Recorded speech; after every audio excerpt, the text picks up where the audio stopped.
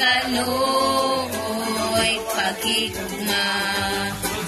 Kini ang akong sugilanon, daygon siya sa tanang panahon. Kini ang akong kagawiton, daygon siya sa tanang panahon.